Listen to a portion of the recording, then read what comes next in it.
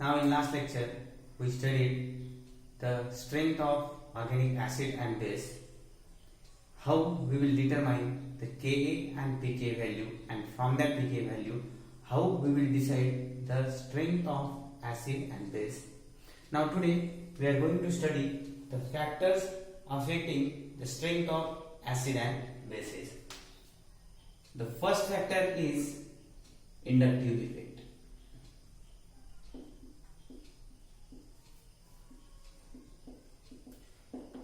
Inductive effect is defined as the polarization induced in a sigma bond due to presence of electronegative atom.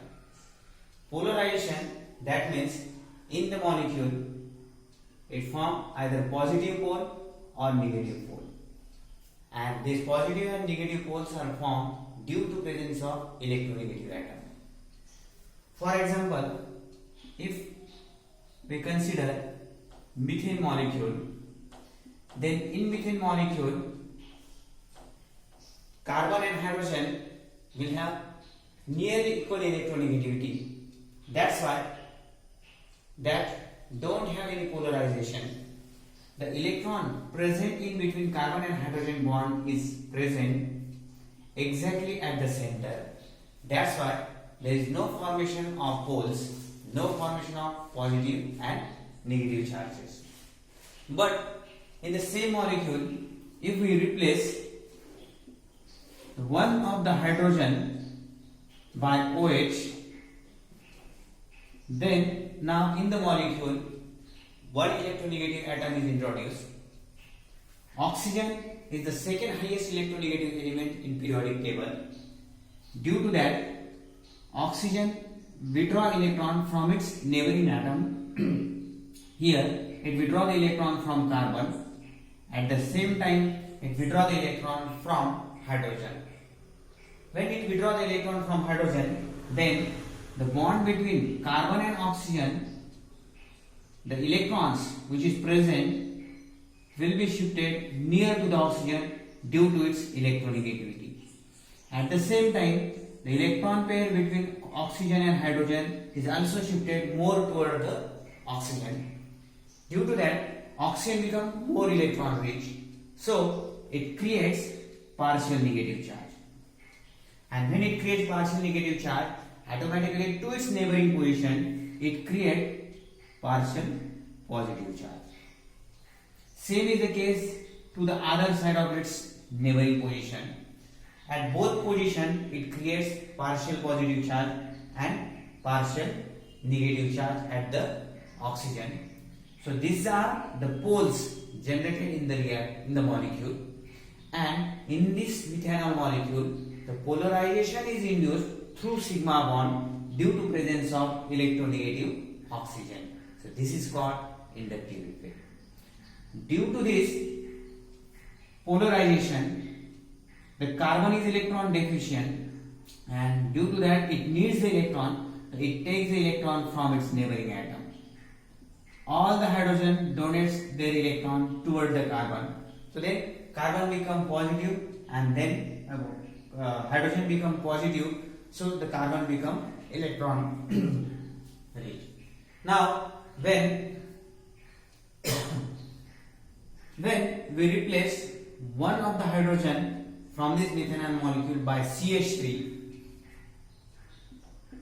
then inductive effect is further extended to this methyl group.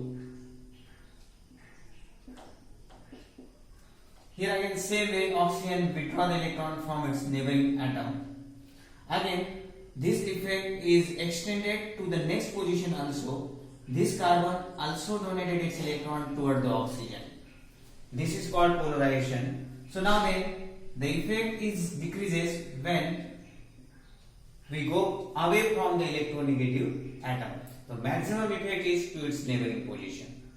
Same is the effect when we again introduce one more CH3 to this. When we introduce one more CH3, again it shows inductive effect by pulling the electron toward the carbon. So this is called the inductive effect. In this effect, the polarization is induced due to presence of electronegative oxygen.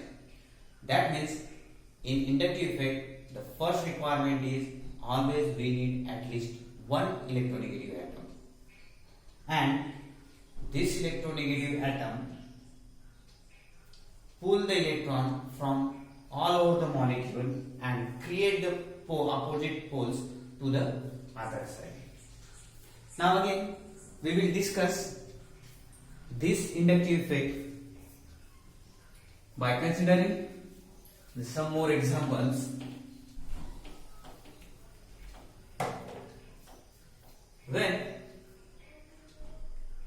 we consider acetic acid and propanoic acid, then in acetic acid this one methyl group is there, two electronegative oxygens are present. These two electronegative atom by electron withdrawing inductive effect withdraw the electron from all sides. So that's why methyl group is also donated its electron to the carboxyl center, and this methyl group increases the electron density at this carboxyl center. Okay, when we compare this acetic acid molecule with propanoic acid, then here the electron donating groups are CH2 CH3. So that means this ethyl group donates all its electron to this carboxyl center, and this ethyl group is bulkier than methyl. That's why it increases electron density at this carboxyl center. That means it is electron rich, and if this is electron rich, then it could not pull the electron more.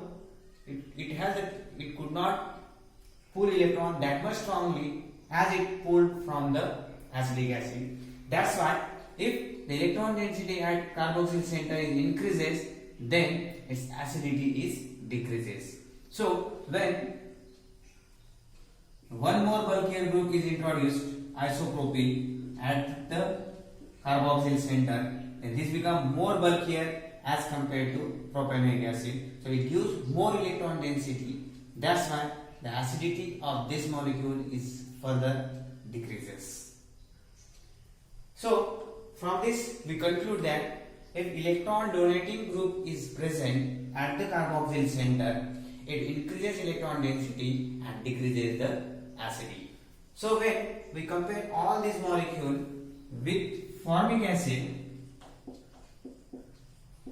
then formic acid is stronger acid as compared to these three molecules, because here hydrogen is present which have the smaller size and it can donate a less number of electrons as compared to methyl, ethyl and isopropyl. That's why it could not give the much electron density at the carboxyl center. That's why this is more acidic as compared to all these three molecules. Further, we will discuss another example of halo substituted acid. When we can compare the acetic acid with the fluoro substituted acetic acid, chloro substituted acetic acid, bromo substituted acetic acid,